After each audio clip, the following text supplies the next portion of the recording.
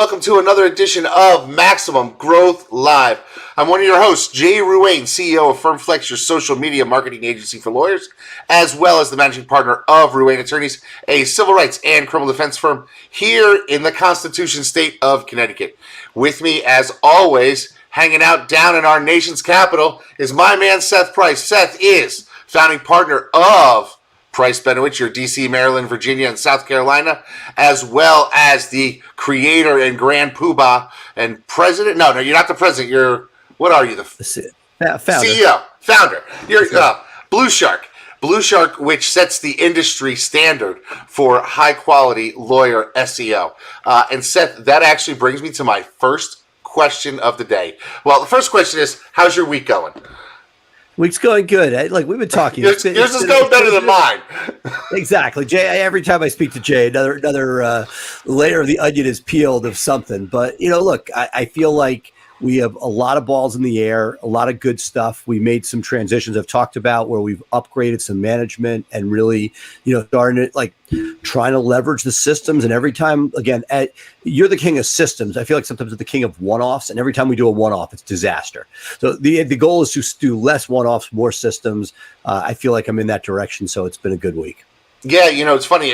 In our systems group, I've been posting some stuff about managing employees, how to check in with them weekly, how to do an annual review is actually going to be posted during the show. I set it up as a scheduled post. But one of the things that's crazy to me is just how many systems need to function well in order to have a really good functioning law office. I mean, there's so many things going simultaneously. Absolutely. Let me ask you a question. So this literally just happened before we started recording. So, we had some updates in our intake for the PI department. It happens. It's always evolving. We had some management changes. And I noticed some stuff cracking where stuff wasn't being followed. So we're doing a meeting. And is there a system for this? The head of the team sent out an email to the team. We're going to do a meeting. It was 10 days from now. I'm like, why? It's like, oh yeah, somebody's getting a Moderna shot, this and that. I'm like, okay, why can't we just set the meeting, pick the next possible date, which would be tomorrow, when most people are in. If one person's out, you record it and you do it. But if you waited for perfect attendance for meetings, it's never going to happen. Again, as your team gets larger, it may never happen. And the idea, not that you want to have a meeting without your constituents there, but the idea that as you get a team, and here you have a team of 14 people, like any given day, somebody's going to miss it for some God-owned reason. What I would like to do is have a process where the video is sent out afterwards, we record the Zoom, and there's something that's sent back that says attests that they've seen it. That's the piece that I think I'm struggling with, because we have systems. We do lawyer meetings on a every 2-week basis, and there's certain stuff. We're trying to push certain processes and procedures that we've updated or changed, wanting to let them know when a system changes. And the problem that I'm having is, what do you do when people aren't there, and how do you ensure that they get the full effect of that live meeting watched as a recording? So let me give you some input on this. Back in my younger days, owned a piece of a bar. There were 20 of us who owned a piece of the bar, and we had a meeting every Monday night. And Monday night's meeting was mandatory. And if you didn't show up, you paid $1,000. And now this can't happen in your firm, right? And the reason being was, these meetings are important to move the business forward. And so there were zero excuses. Well, you're on your honeymoon? Fine. Pay the $1,000. You can miss the meeting. And you know what? It got people there. But that's that's sort of an approach I take with the partners. If we're calling a partners meeting, there is no getting out of it. That type of thing. But when it comes to your employees, we go with the quorum, that Robert's Rule of Order. Do we have enough people here? Do we have 75 or 80%? Let's assume you get 80%. It's not the percentage. It's the idea of you're putting this stuff out there. You're letting people know their new systems. Oh, I missed the meeting, as if it's gone and in a vacuum. And that's the piece, because then it's a negative incentive. You had the $1,000 there, but I have people that I need to get bought in. Usually the person you need most bought in is the person with some deadbeat excuse for not being there. And then the question is, how do you sort of do that checks and balances? The person's already, the weak link. Do you have some sort of, like, I wish there was some sort of a sign. So what we do in that situation is we record everything. We actually transcribe it. We'll send them the notes, and the notes will be on a slide, and you got to progress through all the slides. And at that point, they've gone. I mean, at that point, they could click furiously to get to the end to just click that I accept. But there's ways to track people's, filling out a form. Understood. And on every page, they got to add of, something. I need a slideshow for the transcription. So what we do is we do a slideshow with a Google form, a slideshow with a form. What's your input on this question? Throughout the process. So if you got 15 pages, you're getting 5 responses. So they actually have to participate in the stuff, and it's just necessary, I think. I find, it's taken a lot of iterations to get to that point. But when you have a disparate workforce, when you have a distance workforce, it just helps to make sure that everyone's sort of on the same page that way. The question I had for you was a digital marketing question. And it came up recently. Somebody reached out to me and wanted my opinion of something. I think probably only because they don't know who you are. Like, they don't know you personally. And they felt they know me from a criminal lawyer group and they want to do it. So here's the thing. They came to me, they said, I love this idea of a 10-point client commitment. And I saw on another lawyer's website. And I want to put it on my website. And it's basically, I want to use the exact same language. Am I going to get penalized for having duplicate content from another person's website on mine? And here was my response. Number one, I don't think that's the duplicate content that everyone talks about, because duplicate content, from my understanding, is I have 15 pages on my website. Every word is exactly the same, but maybe the name of the town is different. Right? That's my understanding of having, just gaming it with a bunch of pages. But this client commitment isn't necessarily going to be something that somebody searches for, right? And if it's on somebody in Atlanta and somebody in Philly, the local searchers, it may be the difference maker that makes them call you because they read it and they like it, but it's not something that you need to rank for. So you don't really worried about having some content that mirrors something on some other website thousands of miles away. That is duplicate content. No. That is, both are issues. But no, duplicate content does from another website. If you copy content, they're going to index their content, not yours. Right, but if it's not something that I care, I'm not caring if I rank for that. Look, as an SEO nerd, I don't like it. My feeling is for 2 reasons. One is you shouldn't be ripping somebody off. It's one thing to emulate it and take it and sort of make it your own, but without permission, I just think it's bad form, A. And B, and they're going to see it, because when they run their duplicate content check, you're now the a-hole who placed it. So I think it's just wrong. Forget the SEO. I just don't think it's the right thing to do. Second is, make it your freaking own. Okay. Go and go and take it and don't just copy it. Look, you take somebody else's core values and you copy it verbatim. You haven't thought about it. Like, make it your own. Is it okay? So yes, it is duplicate content if it's the same thing from another website. Is it the end of the world if it's 10 little points within it? No. It's going to bring you down. It's certainly not going to. It's not good for SEO, right? It's not a good thing. It's a bad thing. But is it really meaningful if it's not? But if it's on your homepage, you don't want something that. It was going to be buried in the footer, that type of thing. They can reference buried in the footer is different, but it doesn't sound that way. If you're doing a freaking 10 talking points, it sounds like something's going to be front and center. So look, first, stay away from duplicate content, period. It's not like it's this penalty that's going to wipe you off the face of the earth. It's not a good practice. Second, I'm going to take you out of SEO for a minute. It's just a dick move to rip somebody off without permission.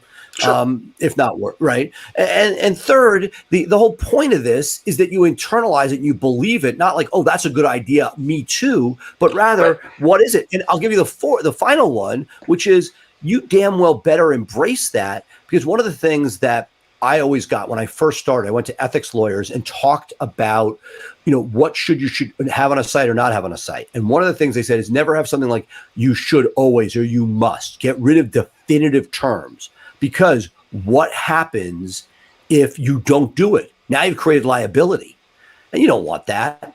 So again, for all those reasons, yes, it is duplicate content. No, is it like the end of the world? But like, it's not a good practice. Should you be ripping people off? No. Like, emulate. Like, change up the language, work it around a little. Like, you and at the end of the day, don't be an a-hole. Okay. So that that expands my understanding. My understanding of what duplicate content was having multiple pages on your website with the exact same thing, with an eye towards having a lot of pages on your website rather than actually that's second tier. What we're talking about there is the actual. Most people think of duplicate content, which is from another site into yours. On your own site is a whole nother thing, because it would be great just to cut and paste and put the name of a town and have the same content. That's a no-go as well. So both are issues for different reasons, but neither are. Well, that's a really good point. So, we have a lot of listeners and a lot of viewers out there who may, be in, just pick a random city, be in Philly, right? And they want to rank for Camden, and they want to rank for, Bryn Mawr or Westchester. They're looking for other towns around. So they might say, okay, this content looks really good for Philly. Can I just copy that, swap out the names of the towns? Right. We talk about that a lot. No. Yeah. The answer is, and it sucks, because is the law the same in each of those next? It's the same, right? But get something localized. Talk about the courts. Talk about the jurisdictions. Talk about anything localized. Make it local so that Google sees this is a unique answer for this area. It's a bit of a game. I get it. And it gets worse if you're doing something like immigration, where the laws could be the same nationally. But you got to keep it original. You can't just cut and paste and copy. You got it. Like Google is trying to say, hey, what's the best answer for this town? And in one sense, you could have this one beautifully written page. It's got to be localized, or it's not going to work the same. So it's not even just mixing up the paragraphs. It's writing fresh content. It may have the same ideas. Don't game it. Don't spin it. That's the right answer. If you do that, you're going to that way. Every time the algorithm updates, you're not going to get hit for a thin penalty. You're going to have good stuff. That's why, 99 times out of 100, when something updates, I'm thankful, because it's getting rid of riffraff and putting our stuff further up. It's funny. I did that years ago. I had incredibly thin content. And what I did is I created a 5-page website and created town names in each of the in a sidebar menu. And when you would click on the town name, it would use PHP and spin up those 5 pages with the exact same content, but just swapping out the name of the town. So it was really a 5-page website that could look like it was a 1,000-page website.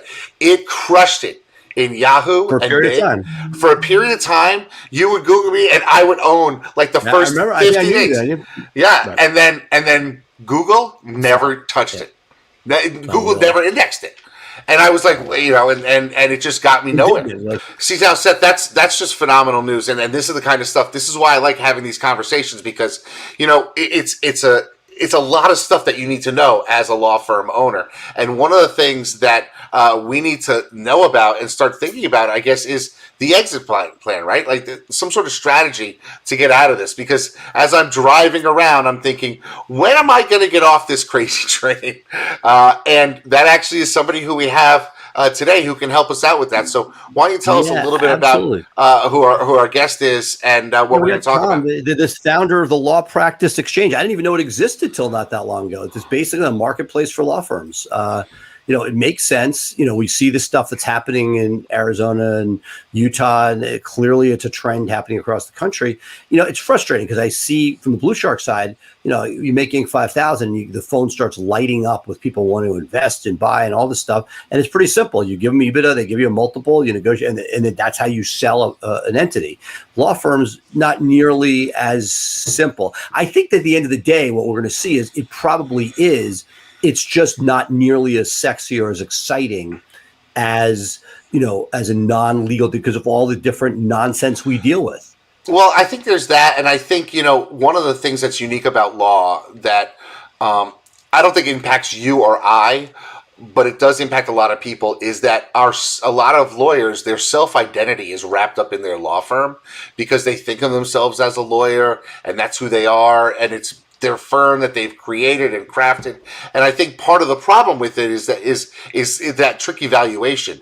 Because I'll be honest with you, I had a number of years ago, there was a lawyer who had all the chops but didn't have the business skills. And I said, hey, why don't you come in? I'll pay you a great salary, and you could run my litigation. And they were like, well, I'll be giving up my firm. I want my name on the door. I want equity. And I said, But tell me what kind of money you generated. Well, I have no idea because I get paid in cash every week, and whatever I get paid, I put a little aside for taxes, and that's it. Well, but you just answered I was yours, like, that's not the right. That's not the right guy to be absolutely. running anyway. So, Right, absolutely. But point is well taken. And look, and that's the difference. Like it's when the firms are sold properly. It's not like this is a windfall of 20 years revenue. It sounds like, and I think that my general gist, I'm curious to see what Thomas would say, you get like 1 year's revenue as a payout if you're lucky, maybe 3 years of profits, something. It's not, this isn't the same, 7 to 10 times multiple of EBITDA that you see with non-legal. And part of it is there's all these things that are added to the mix that make us less desirous about and you have to deal with clients, et cetera.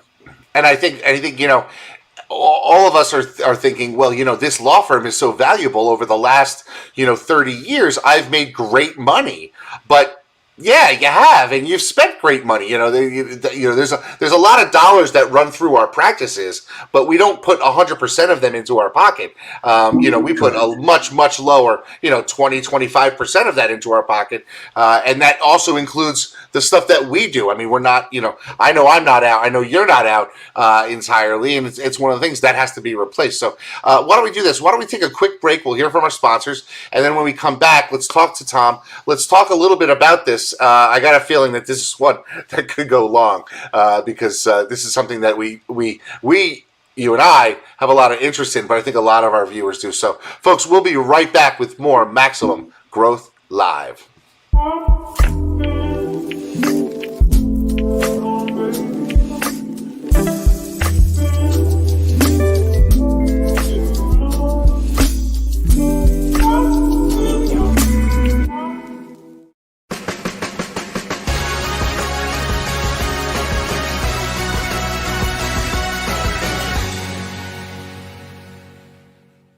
Hi, I'm Jay Ruane, one of the founders of FirmFlex and a practicing attorney for over 20 years.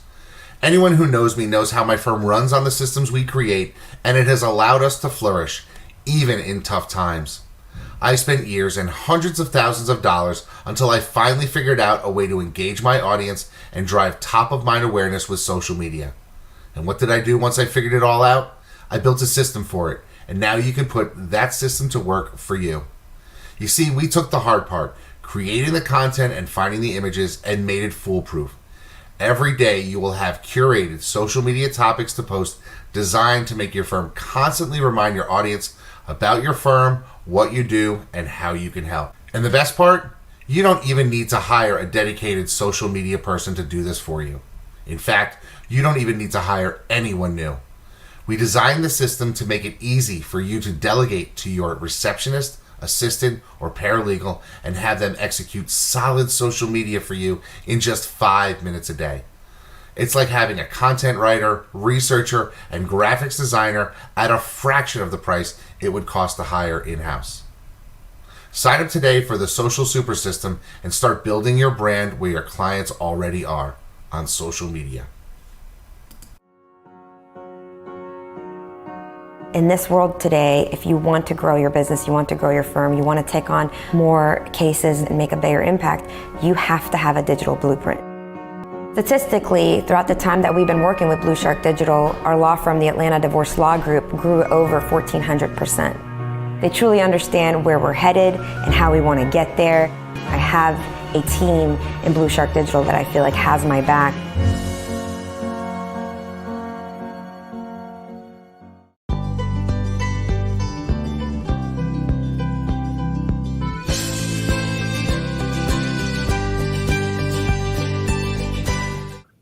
We're thrilled to have Tom Fenestey, the founder of the Law Practice Exchange. Welcome, Tom.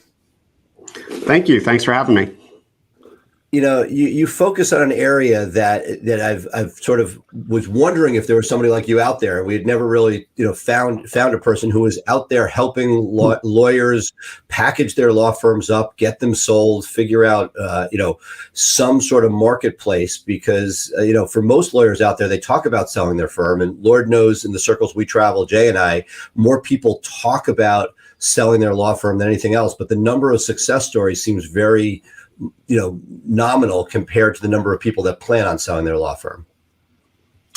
Yeah, I mean, that's part of the reason, back a decade ago, I started the Law Practice Exchange. As an attorney, CPA, I was working with a lot of other professional businesses, a lot of dentists, a lot of other CPAs, medical doctors, insurance, everything else.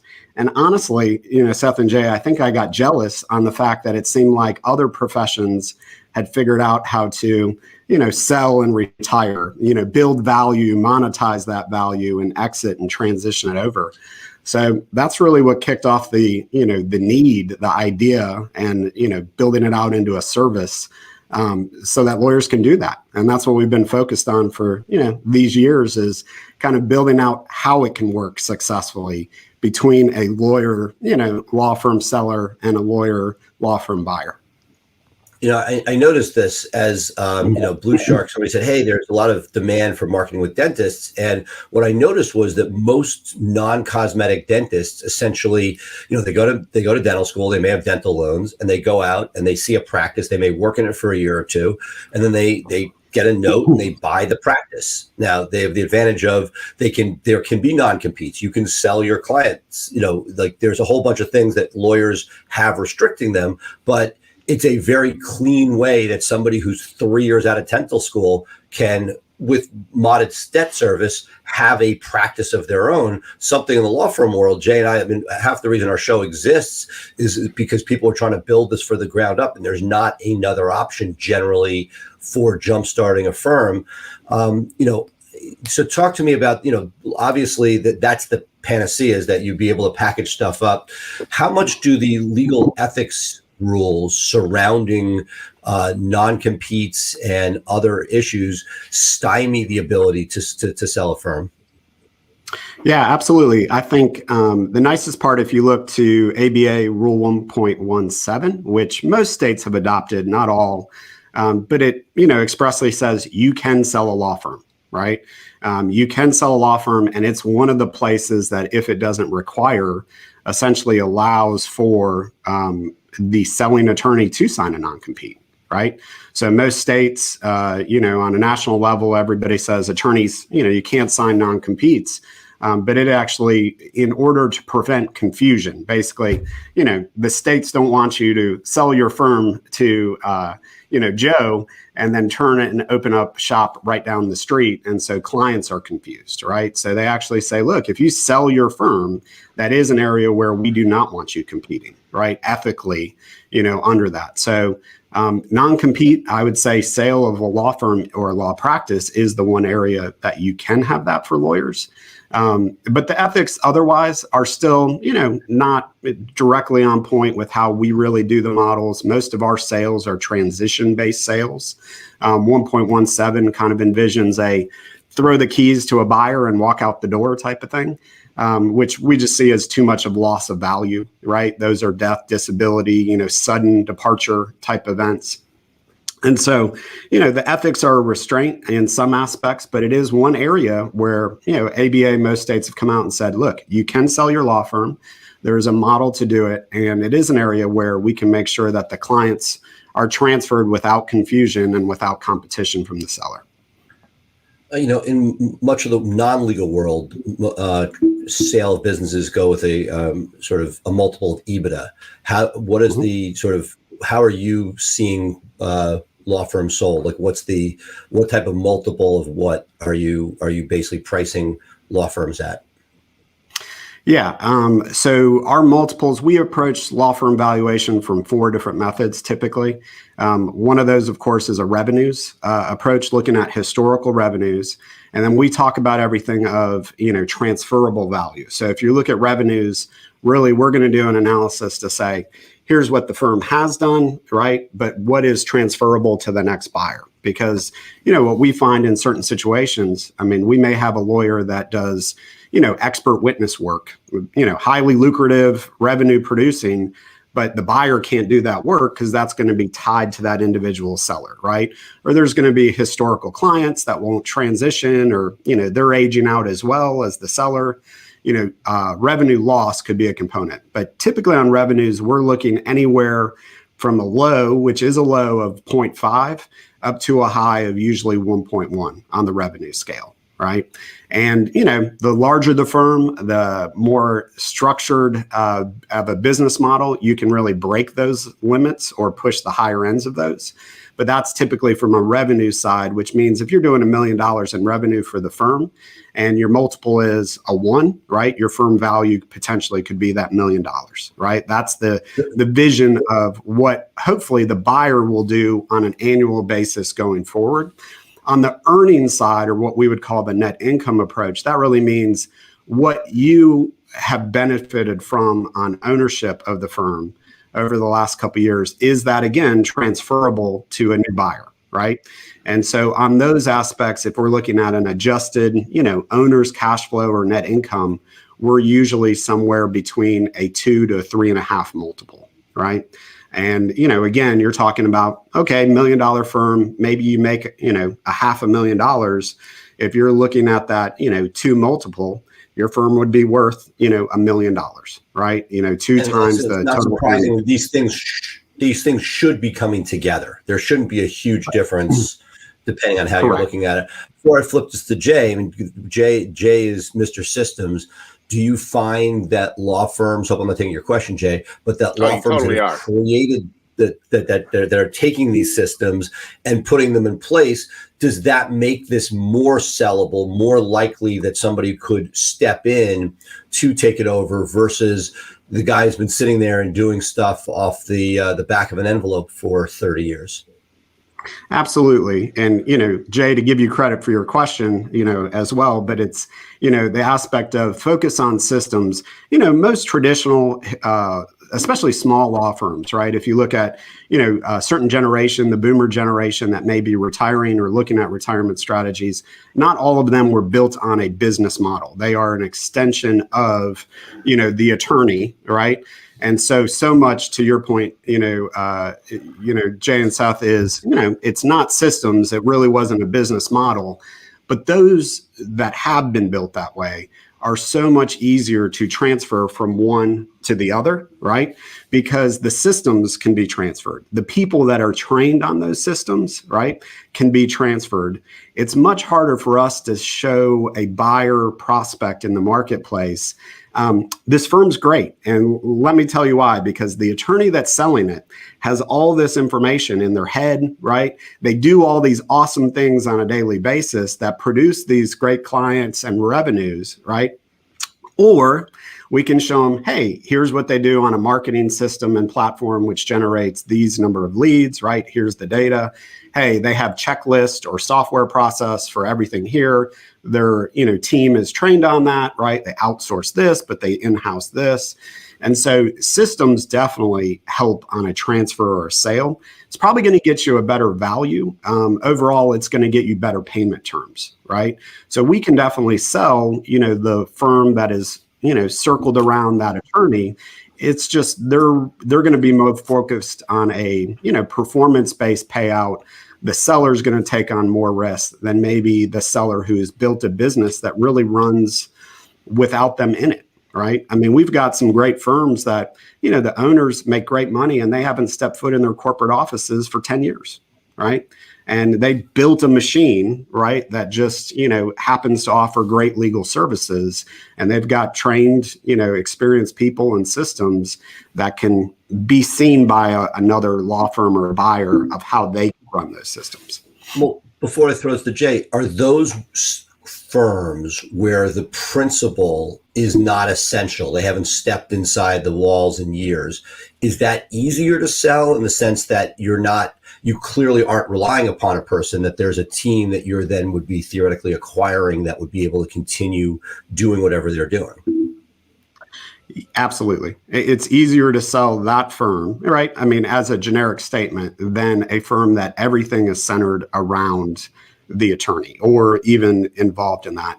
I tell people one of the things that got me started, as I was helping clients and everything else, was reading, John Warrell's Built to Sell book, right? I mean, we all know it, or read it, but it's the focus is basically, if the business is about you, right? It's hard to sell it. You can go get a job somewhere. Somebody will hire you. But if the business is fully, you're in every piece of it. So where you've removed yourself from that and you've been able to, still enjoy the benefits of ownership, then you're really saying, hey, somebody else, I don't need you to come in, and I don't need to spend the next couple of years introducing you to referral sources, training you on these systems. Like, that's built, right? So, and we see that mostly with, firms and attorneys that are retiring. We see those with larger firms, right? A lot in the personal injury, bankruptcy, workers' comp space, otherwise. But they've invested over the last 20 years and, built some really nice business models that, they still are a strategic, maybe overseer of it, but they are definitely not daily operations. So I have a Jay. question for you. I'm thinking maybe it's time to sort of take myself out of the name of the firm, because I want to separate myself and be able to have a marketable entity or asset that I can sell down the line. Can we talk a little bit about, when a person is starting to set up their law firm, there is this natural bias towards, the ego of naming it after myself, Ruane Attorneys, Price Benowitz, because you are the firm at that point. But then I've seen other people, and I've done it myself with some of my offshoots, who've decided to go straight branding because they know that the brand is something that you can sell, and it's a non-person based law firm. It's Advocates Law Firm or something along those lines. And at the moment, that can actually help with Google search, given the local spam work. So it's ironic that right now that there's a double whammy. So I'm looking forward to this answer. Yeah. So where should we be if we are thinking, even 5, 10, 15 years down the line, we want to be able to sell, should we be branding it or should we be rebranding as a generic name? Will that make it more marketable? I think the short answer is typically yes, right? Okay. If you have a not generic name, but if you are really, have picked a name that you build, a brand around, right? And that's why, why do you buy a franchise versus starting your own, right? You're buying that brand, you're buying a marketing, somebody's driving down the highway and they see, that fast food chain, it. Right? You can recognize that everything else versus, mom and pop's, diner or anything else.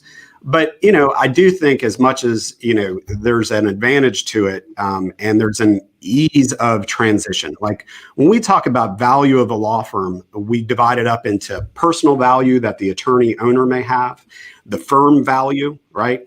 And then we add to that the transition plan that is going to be needed by the seller to really take that personal value and transfer it over and take those three components. And hopefully that equates to what your transferable value to a buyer would be, right? You take what the firm, the website, the phone numbers, the systems, the trained team, and you take your personal worth, which is, who the brand, everything else that's tied to you. If you move more of that to the firm, it becomes easier to transfer. Less transition plan needed, just like building systems, in our opinion, would be, better because you're moving that from your head over to the firm systems or anything else. And so, I probably a little biased, but I would say if you can pick something that really works as a generic, not tied to your name brand for your firm, then it's going to help you, later if you decide to exit, transition, anything else. The old way of, having firm names, which were, 8 partners long, right? And now all firms have gone, the big ones have all gone to shorten those to just 2, right? And they used to be so-and-so and so-and-so, right? So they've tried to even take and say, we need a brand. Right? Like we need a brand that isn't tied to names. Plus every time the partner would, retire or die or change or leave, they'd have to change the firm name. So I definitely think there's an advantage. Now that said there are some tremendous brands that have been built around personal names, and those personal names are nowhere involved in the daily legal delivery of services. So I wouldn't, again, persuade anybody to change that, especially if they have already built, a brand or value around that, They just, wouldn't want to flip a switch and go the other way. But if you're starting, I would say definitely look at something that's not just tied to you. And it can flip both ways, right, Jay? Because in one sense, you could say, yeah, it's easier to sell it this way. But if it's generic, it may be harder to brand it versus, I was just talking to a marketing client who had like a totally generic name. I'm like, I can't imagine anybody ever stroking a check to that name. Meaning it was versus, who are you getting? I know Ruane's going to take care of my matter, and that there's that balance. But I have a little bit of a rant, which is I went through this process, didn't know that you even existed. And over the number of years said, hey, we're going to grow through acquisition. Both used a consultant, did it myself. And the thing that I found, it almost felt like the Groucho Marx Woody Allen concept of why would you want to be a member of a club that have you as a member, was that the people that I really wanted to acquire, if they weren't ready, the numbers were so crazy that you were like, that's just not right. And the ones that were ready had run things into the ground so far that, there wasn't as much left. They had sort of, I'll sell eventually. And by the time they were ready to sell, the systems were shot, the people were dead weight. And at best you might get some cases, but you'd have all these transaction costs of spinning that out. What are your thoughts on where do you find that sweet spot? Because it's like, I got to tell you, it wasn't intuitive going to market. There were plenty of people. I'll leave you with the story of a guy who, had bought out his partner at a $500,000 valuation 5 years before, run the firm down. And when he finally said, yeah, I'd be willing to sell it to you, I need a couple million in cash and, a tail going into the future. And I'm like, it just stopped the insanity. So again, there's a reason that you exist, and that there's, it would save somebody the time of all of these reverse tire kickers where they were just like waiting to be able to give you a dream number that they would love to get. Where do you find that sweet spot? Yeah, I mean, we talk about one of our biggest needs is, educating our sellers, but, having reasonable sellers, right? Just like any other business, but especially, what I learned about migrating from law into, brokerage through the law practice exchanges. We have, owners of law firms contact us every day interested in selling. Then it becomes ours to basically filter through and say, okay, but can we really meet their expectations, right? Do they understand what the market, platform provides? And can we do that? Because, we work on a success fee. So if we can't do that, right, we don't want to work with the, one that you had that just bought out their partner for 500 now wants, a couple $1 million, right? Our goal is to make, bring on sellers that we can hopefully find buyers for, have reasonable sellers, have reasonable buyers. The biggest thing that, we've seen, Seth, is a challenge for especially small law firms is, lawyers that own and run the practices that are looking at exit. A lot of times they look at their total comp that they are receiving, and they forget that so much of that they are doing is tied to legal work, basically salary for the work that they're doing, right? The person they'd have to replace, somebody's going to have to replace that work. Absolutely. Right. And so, that's just part of where I'd say, especially recently, has been just a true education point for us of saying, look, yes, you may have that $1 million revenue firm and you may make $500,000, but you're a 30 plus year attorney, an expert in your field. What would you pay somebody to do all the legal work that you do? Right. And then immediately, of course, it's, 200, 300,000. Well, if that's the true replacement cost, then your owner benefits from the firm is only 200,000. Right. And so now we're talking about a multiple of, 200,000 times 2 or 3. Right. Because that's what if you and your firm are looking at acquisition, you can play with those discretionary cash flow numbers, right, after you've paid to have it replaced, and you can pay out of that. So you can make a payment of purchase price out of that. You can invest in the firm and transition costs. But that is a challenge, right? Unreasonable sellers, to make the deals work. And again, I think it's because most attorneys look at the total that they bring out of the firm.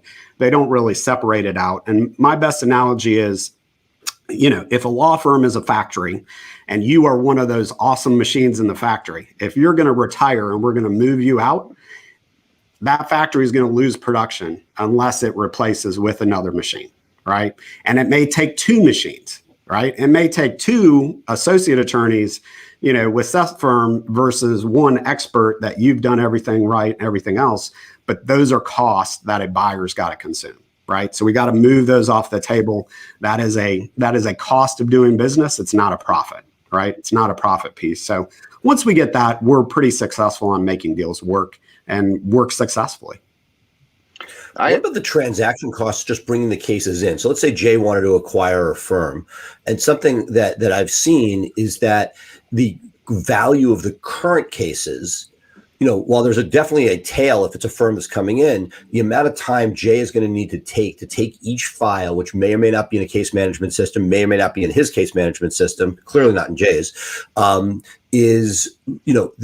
do you bake that in? Because that's, I see people that like put the current value of the case almost at zero because of the amount of effort that it's going to take to bring them into your current system. Yeah, I think, one of the approaches that I didn't mention that we take is usually an asset approach, right?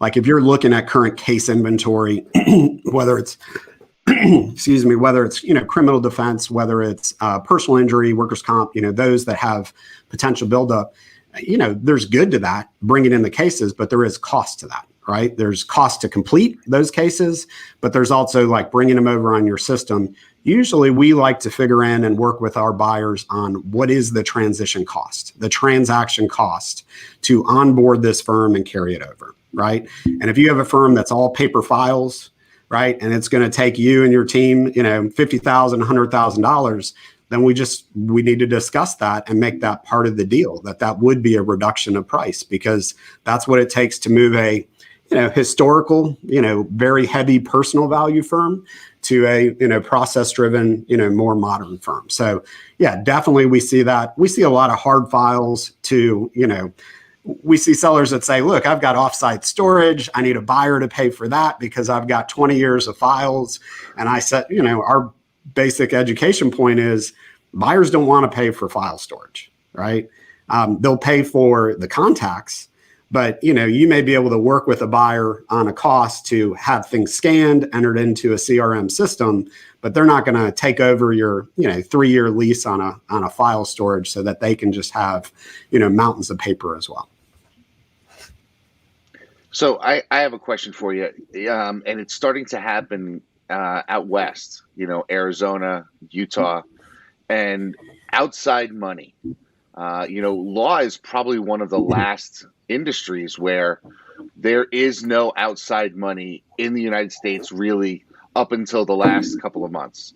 But as things stand, it seems to go west to east. And where do you see this outside money as playing a role in the acquisition of law firms? Where do you see the future? Yeah, I mean, again, I could tell you that when I started the Law Practice and Exchange in 2013, there was a belief that it would happen. I don't think that I thought it would happen even this quick, right? Really? But not in 2013 to, kind of, less than a decade later, see, equity, and kind of state laws change. And it's not just Utah and Arizona, but it's the, 15 other states that are, considering this move, right? In either publicly or super secret committee, right?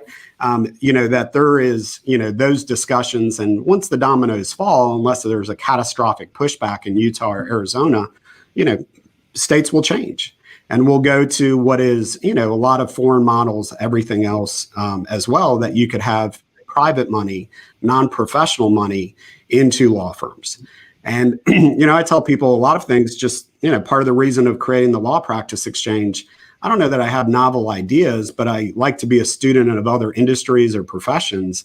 And if you look at how, outside non-licensed, non-professional money has changed, dentistry, medical, right? Even CPA firms can be, owned by non-licensees, those different things. It's been a balance, right? Certain firms are still going to be owned 100% by the professional, and others are going to change over, right?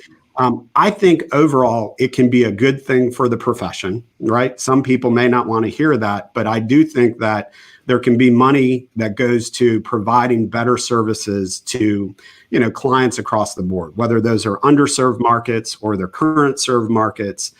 You can help create a better platform where lawyers that have to self-fund or borrow just don't have the capital to implement a lot of the ideas and things that they would like to do to provide that better service, right? But you get an equity investor that can cough up $5 million, and that's not something the lawyer has to do. You can do a lot with that in a law firm, right? To provide great service, not just make money for yourself, but help others. The other thing I see too is, I'm sure if you guys again focused on systems, focused on people within those systems, non-attorneys are becoming so important in certain firms.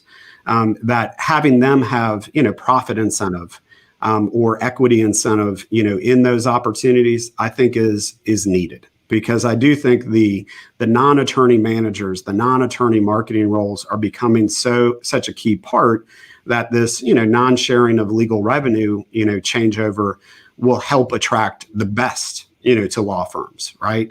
Not just, those that will work for a base salary plus a discretionary bonus, right?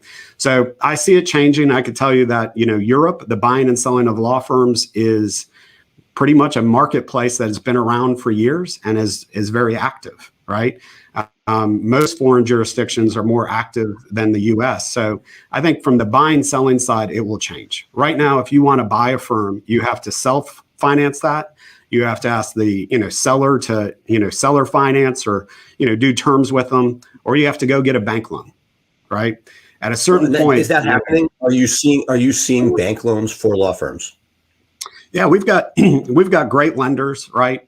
Similar to lenders again that'll lend for other goodwill structured companies like dentists, doctors, CPAs. We usually don't have any issue finding financing for, deals that, again, good firms, the right terms, reasonability otherwise. But again, that's the buyer or the firm taking on that risk, right? Anytime you could take somebody in and it'd be an equity partner and they're going to essentially put up that capital, to improve your systems, but then go out and acquire other firms to bring onto your systems, right? So Jay, you have an equity partner and then you're able to go out and acquire. Yes, you got a lot of paper files, you got costs to do that, but you don't have to self-finance that and bootstrap everything. You've got, deeper pockets to help you do that and hire the right team to do that. And overall, if you're proud of what service model and how your firm does things, then hopefully we're changing the profession for the better. Right? We're using that outside capital. We're still the ones directing as lawyers how those services are delivered, but it's not our pockets necessarily that we have to always pull into to fund those. It's, outside and kind of sharing that, opportunity. So I got one. Let me ask this question. There's really sort of two ways to sort of sell your law firm, right? One is to go and find somebody who's not connected to your firm.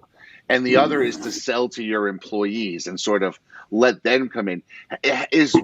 In your experience, is one more successful than the other? Is one easier than the other? Is one more difficult because the owner who wants to sell to his employees never really let the employee know how much money was out there? And now the employees are like, well, shit, why do I want to buy your thing? I've been doing all the work for 20, 30 years. Like, you get into some interpersonal dynamics when you sell internally. I'm just curious, where do you find the problems on both sides, the internal sale and the external sale? Yeah, absolutely. So when we started, we would separate. If somebody came to us and said, I want to sell to my associates or sell to an associate, we would take them down a one path, right? The problem that we ran into is that one path would kind of grind on, right? We'd run into, baggage, history, right? They would tell us, oh, I love, this attorney's worked with me forever. They don't like to work that hard, right? They don't stay past 5 o'clock on a Friday, right? These different things, all of that history and baggage from employer employee would come up during the deal. And then a lot of times, and again, through no fault of the next generation, they don't all want to be a buyer. They don't want to be an owner, right? They don't want to have the sole risk, or they don't want to pay for it. They feel they've earned it, right, to a certain degree, or at least earned a discount. So, that's where and I always started as I wanted to build the marketplace for buying and selling, right? Like that's really the Law Practice Exchange's goal, is to be the marketplace where everybody can come to get the resource, but essentially do that because, if we can bring outsiders to even that small law firm, one owner, one associate, the associate may be promoted into a junior partner situation, maybe the geographical manager, but this other firm is going to take over the financial risks, the operations, everything else from that side. And timeline is so important to attorneys when they go to sell. Most of them are looking at retirement or exit for the next thing in their life. And when you spend months discussing and negotiating with your associate, non-equity partners, whatever the case is, and that doesn't lead anywhere, then you've eaten up a lot of your timeline, right? And so what our approach is, with clients now is, if you're interested in selling, we go through the same process. We value your firm. We prepare it for presentation to any buyers, marketing items, everything else, gather and bundle all that together, plus the sales structure on payment terms, whatever else. If you want to present, or you want us to present to internal candidates, fine. Those are, one or some of our buyers, but we also are going to market, because that allows us to make sure we're making the most of our timeline. And if things slow down or stall one path, we have the other path already moving, right? And what we found is it is a challenge to sell to internal candidates, right? A lot of them don't want it, or there's just, financial mix. I don't want to share my profit and loss statements because they don't know what I've been making.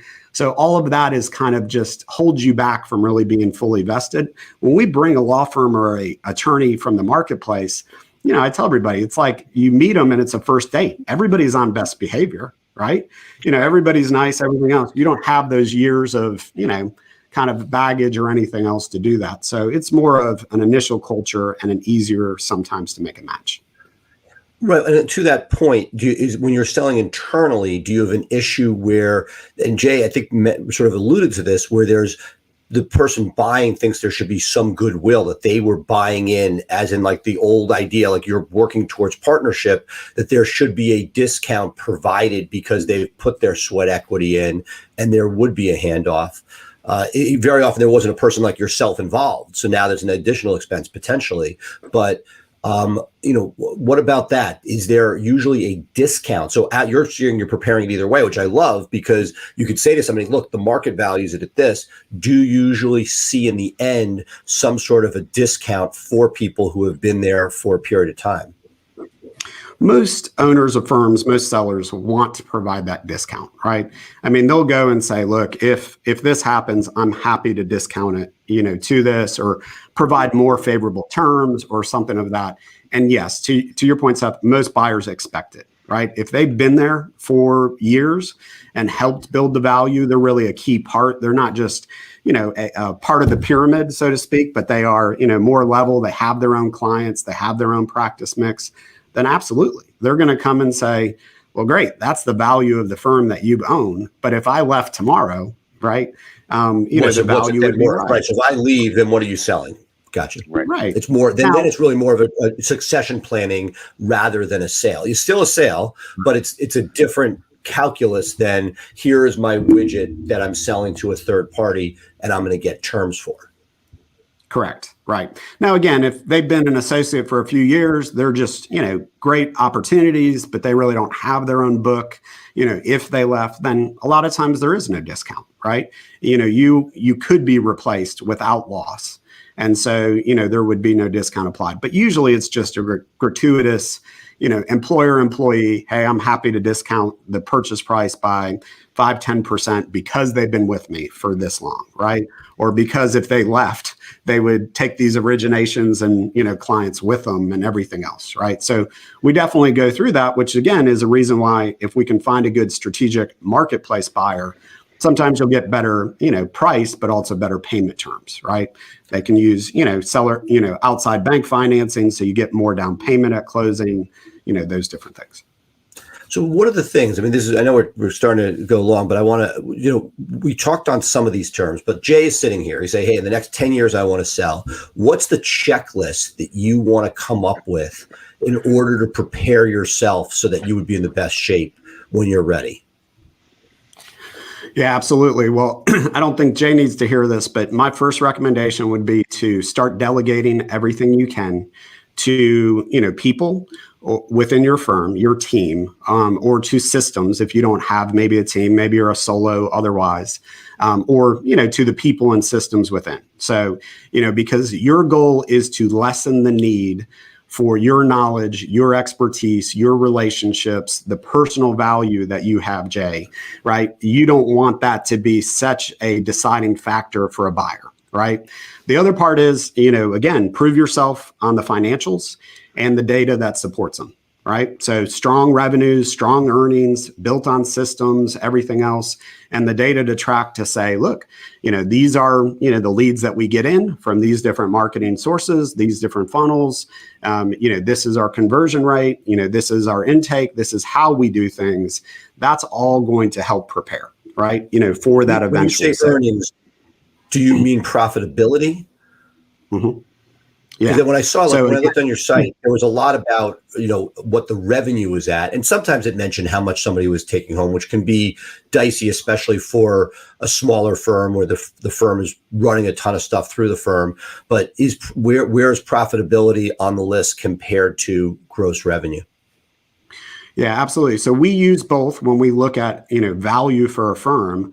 Profitability, we really use, Seth, as I'll call it a stress test, right? We'll do our, return on investment, cash flow projection. So if you value a firm at $1 million, but the earnings on the firm is, 200,000 just because it runs on, heavy cost or otherwise, then that deal probably doesn't work, right? For $1 million. The price is too high, for that firm because a buyer, maybe like yourself, Gotcha. won't see the advantage in it.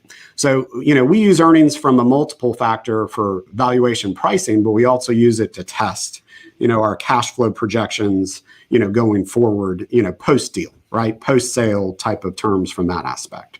So, again, earnings are the benefits of ownership, basically the profits that you receive, not necessarily what you pay yourself for the legal work you do.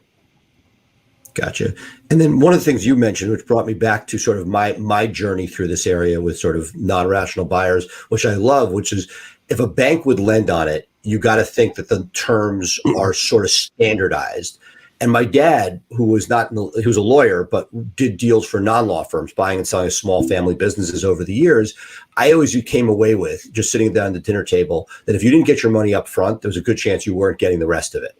And so as like a truism, but it seems like that very often people are talking past each other, just sort of like a lawyer that gets a down payment and knows they're not getting the rest of it from sort of a client on the edge, that when a deal is structured right and it's a win-win, that makes sense. If it's a gouge and you're waiting for future payments, it will eventually end in litigation of some sort.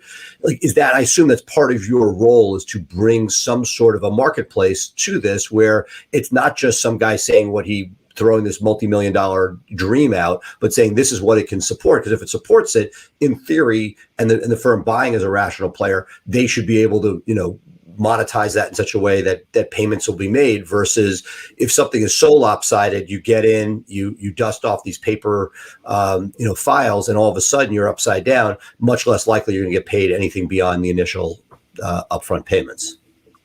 Yeah, absolutely. Our goal in building the marketplace is to do deals that work for, the seller, but also going forward for the buyers. I mean, we want our buyers to be not just one-time buyers, but multiple, right? If you're going to buy a firm, we want you to come back and, through our model, through our help, do another one. And so again, that goes back to seller education, making sure that we can do that. On payment terms, we always talk about, a mutual sharing of risk. The market definitely operates with most firms based on performance structure, or what a lot of people call earnout, right? It's, hey, you'll get a percentage of revenues over time. CPA firms operate very similar, right? Earnout structure, everything else, because it goes back to, do those relationships, will those clients stay, right? Especially if you've got more personal value tied to you and you're going to help, introduce at Rotary Club, at the Chamber of Commerce, right? Go through that different thing. So earnouts there, what we try to get most deals to is a sharing of risk model. If a buyer's willing to go and use cash they have or use, outside financing for a down payment, even if it's a 50-50 deal, if you go and you value a firm at $1 million and you're willing as a buyer to go out and, contribute cash and borrow $500,000, hopefully, right, you've thought through it that you're not going to lose $500,000 of value, right? From that aspect. The other $500,000 may be, variable seller financing or an earnout component where the seller now is very invested in making sure that that post-sale transition plan, is successful, right? Takes you to Rotary, takes you to the Chamber of Commerce, has, lunch when we were having lunch as, normal human beings and everything else. But those different things. And we're okay with that, right? As part of it. And we talk a lot in due diligence on our deals about creating that transition plan so that a seller and a buyer are comfortable prior to closing on how that's going to work, because we want our sellers to be very comfortable that, look, I'm not just selling this for, $500,000 when it's really worth $1 million and I'll never see that. They want to feel very good that, hey, look, I know this firm has built good operations, has good people, is going to be great stewards for my clients, my referral sources. There's a great plan to do that, and it is going to be successful.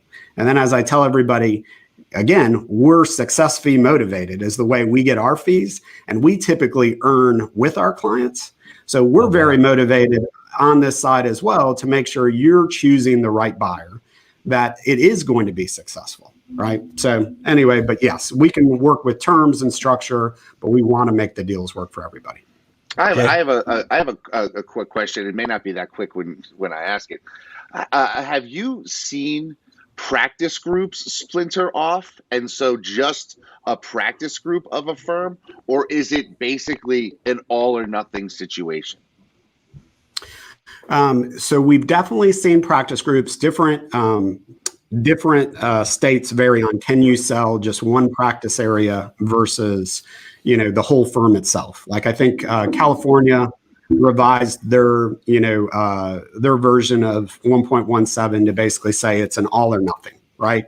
You can't just sell it. Now that said is, practice groups are bought and sold all the time.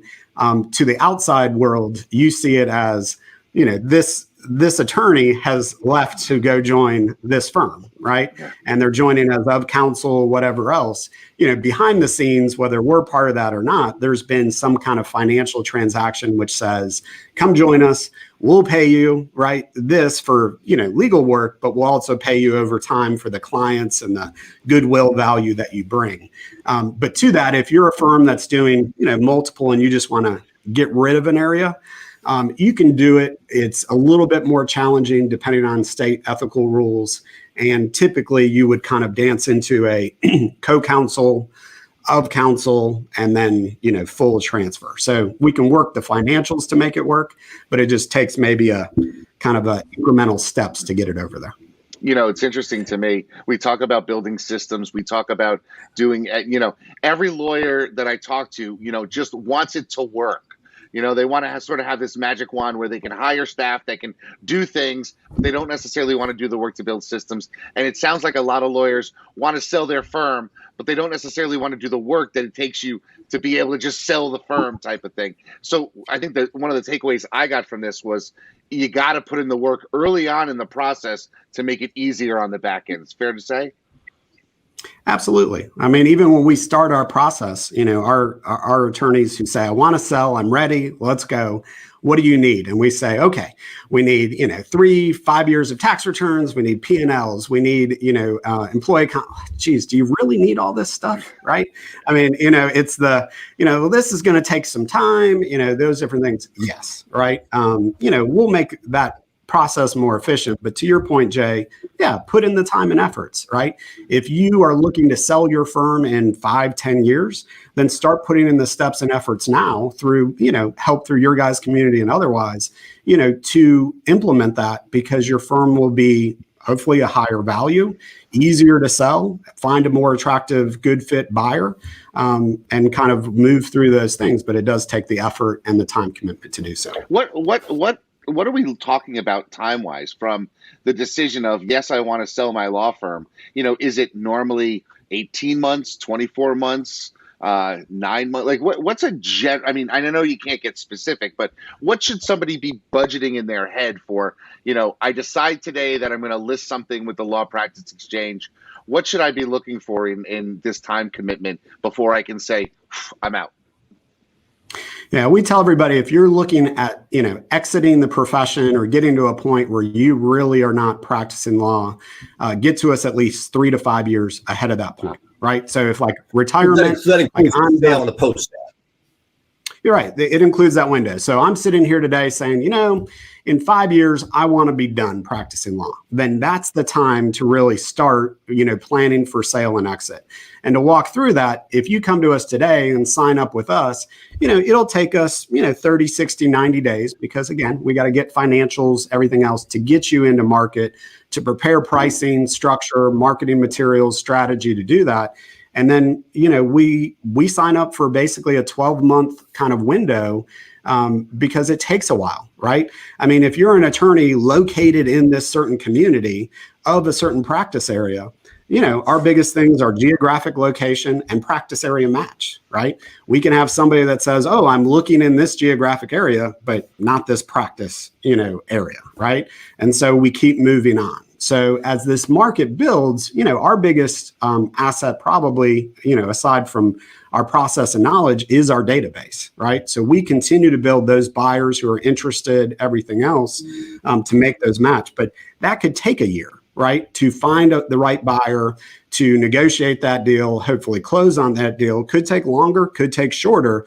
But now we're, a year into this, and then we tell everybody on the seller side, plan on at least 6 to 18 months of post-sale transition, right? Which means, hey, you've sold your firm, maybe you stay on as a partner by name, or you've joined and kind of, as part of the sale, you're of counsel now with a firm. That first 6 months, 12 months, you may be working pretty hard to transition stuff over. And then after that point, you're needed for Rotary Club. You're needed for this key client or this key referral source lunch, right? So you're very much part-time, but you're still working. You're still doing that, right? And openly, most of the problem that we see, of the generation of sellers, of the boomers otherwise, is they don't really want to stop practicing law. They just know they need to have a plan for ownership transition. And to them, we essentially say, selling your firm does not mean you have to stop practicing law. Right. So I would imagine, Seth, if you've looked and talked to some of those potential sellers, if they said, well, I'll sell the firm at good, reasonable terms, and then I'd like to stay on and be an attorney with your firm, right, going forward under a compensation model, most of the time you'd say, great, wonderful. Picks up a good personal brand, has somebody to do some of that legal work. But they you then have the rational. You found the rational sellers. I have not. That's why you're wow. you. We're going to put your information, your contact information, in the comments. My final question as we get out of here is, what are the economics? What should somebody expect? How do you guys work? Is there an upfront fee for putting the package together? It's great to hear that you do your percentages along the way. Is it a set amount, or does it depend on the deal? How do you work? Yeah, typically we just charge what we think fairly small amount, depending on the firm, upfront to do the valuation, right? And just the initial market prep. Really, we do that because we want to go into that and say, here's the price, here's what we think we can get for you on terms, price, everything else. What do you think? And if the seller says it's way too low, then that's where we stop, right? We've been compensated a little bit. What's the valuation run, ballpark, high to low? What's a range? Yeah. Depending on ours, on a low side, 3 to 4, right? On a high side, 10, right? And we're doing these as, pricing, market analysis, type of things, depending on the ownership structure, size of the firm. But, typically does on that that, include like an accounting? Do you bring an accounting firm to run the numbers, or how do you do that all in house? We do it all in house. So we have, myself, of course, being a CPA, we have other CPAs on staff to basically build out all our own models. As you can imagine, there's just not a lot out there about, market pricing of firms, right? And then the payment structure. So our data. And then really, on success fee, the standards, 10% of a success fee. It varies. If the firm's larger, it'll scale down usually from there. But, for our goal is, that 10%, standard brokerage, for business type model.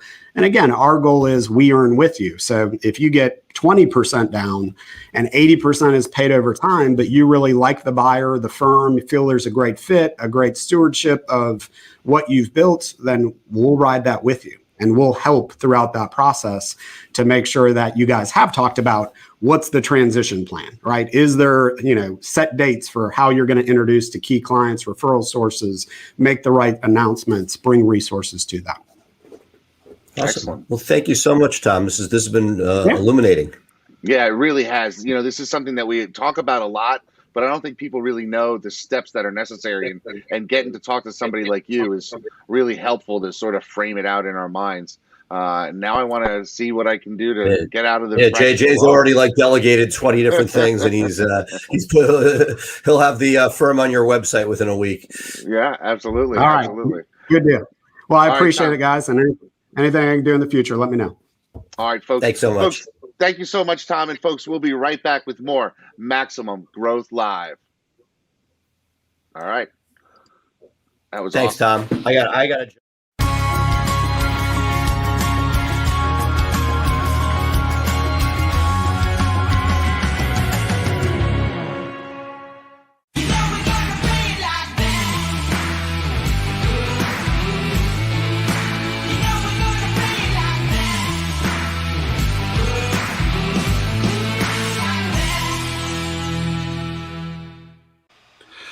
Well, now, Seth, I mean, this gave me a lot to think about, especially that last part about the timeline. If I want to exit in 5 years and be totally out, I need to start thinking now. And as I think, when do I want to get out? That at least gives me a roadmap to where I think I want to be. And knowing someone like Tom is out there, I think is going to be helpful because I have now a resource I can go to start putting things in place. What were your takeaways?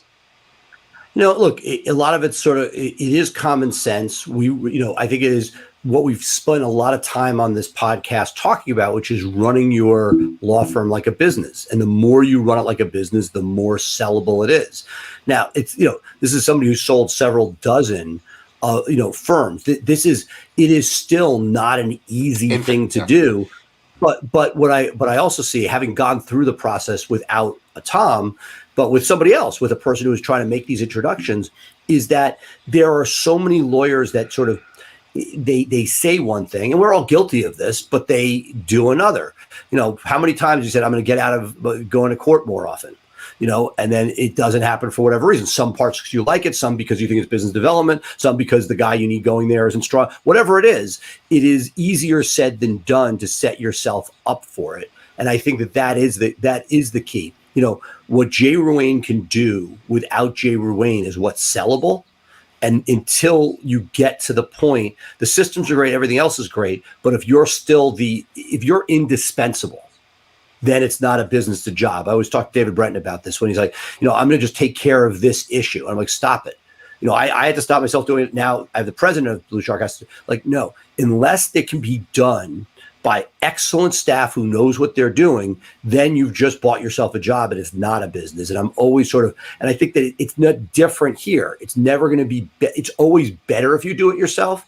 But until you get to the point, you have the ability to put the systems in place, but until you make the hires and put talent in place, it doesn't really allow you that ability to make the exit. And we would be curious, I'd love to follow up with Tom, of the successful sales. One thing is obviously expectations. We heard that loud and clear today, right? If you think you're getting 7 times earnings, that's not happening in a law firm.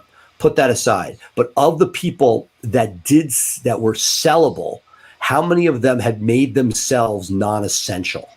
Because without it, it's one thing if you're doing the work, because then they can put another practitioner in to do the work. But the people that have everything tangled through them as Grand Central Station, probably less likely to have sold, and the people that did do and follow the things we talked about today, probably much more so. And that begs an interesting question too, is what is the value of somebody who is somewhat of a visionary? Because a person who buys a practice that practice may be humming along, but it may not necessarily grow. I think one of the things that I bring to the table is I constantly have ideas. I'm trying something now we're talking 6 months before I think I'll be able to even share information, because I want to run A/B tests and do a bunch of things. But I just had a crazy idea one night. But you're still in the position, you're not selling anything. So the question is, when Jay Ruane is tireder, we may get older. Seems to most people seem to get older and more tired. When you get to the point where it's not there, the question is, can you hand it off? And that's why when I look at like the dental practice, there's a methodology. You run your piece, but you're on your feet all day. At X age, the over under maybe 65, at some number, maybe 62, you're going to sell it. You're going to get a couple years of revenue from it. You banked money before. That's how it's done. And that you sort of like it's tried and true. Lawyers have just basically run themselves to the ground. Same reason we have the different mental health issues and alcohol issues, right, and all these things.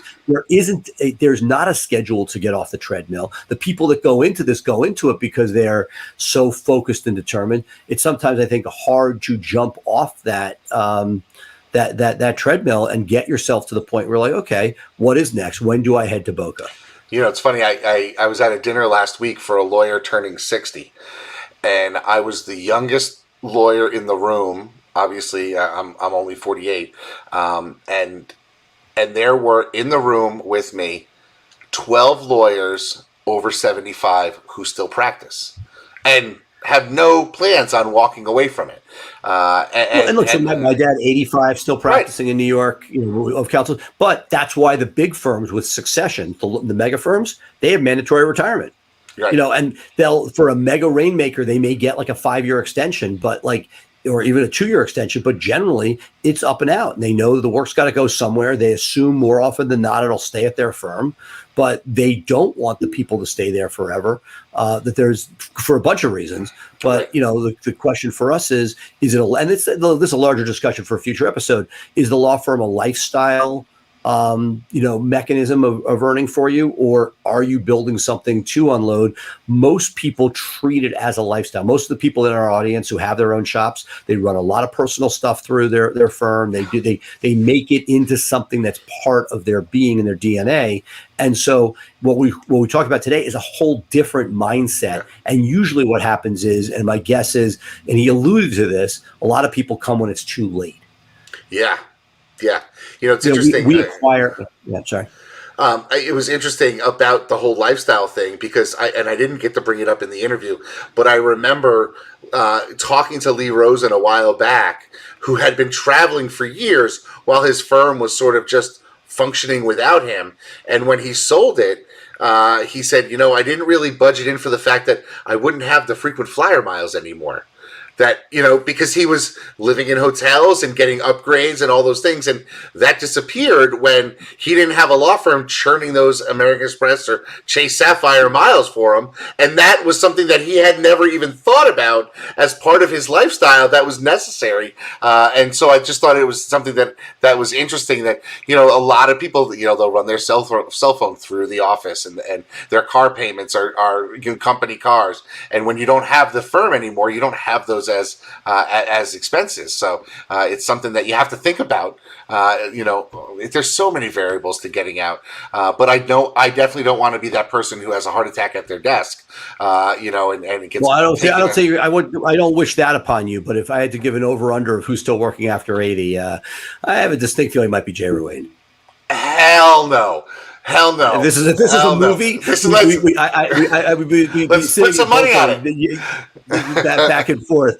How about Bagel and Locks at the Bagel Tree? I was going to say I want a Bitcoin.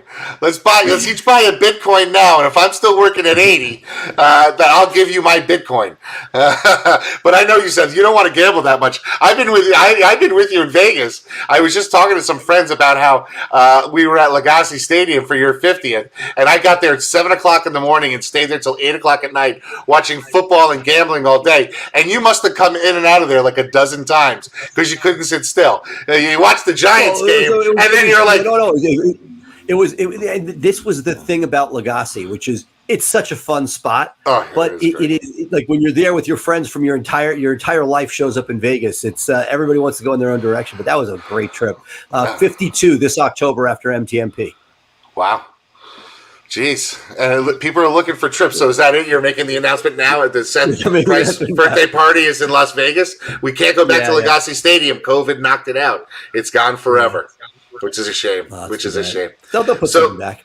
Oh, I'm sure they will. Okay, folks, so we've gone long. We've gone really long this week, but I think you got something good out of it. Of course, you can always catch us every week, every Thursday live here at 3 p.m. Eastern, 12 p.m. Pacific on our Facebook page, as well as all the other Facebook groups that we're syndicated to. If you don't want to watch us live, if you want to take us on the go, our show is always syndicated through the Maximum Lawyer Podcast, or you can download Maximum Growth Live wherever you get your podcasts. If you want to get other information about the duplicate content issue we talked about at the top of the show, Seth's on his Blue Shark page and on his own pages has the SEO Insider, where he really interviews and talks all about topics just like that with some of the movers and shakers in SEO. And it's amazing to me, somebody who's sort of bounced around the fringes of that industry over the last 20 years, to see the names of people that you're getting on that show. I mean, we're talking people who, I followed on Twitter,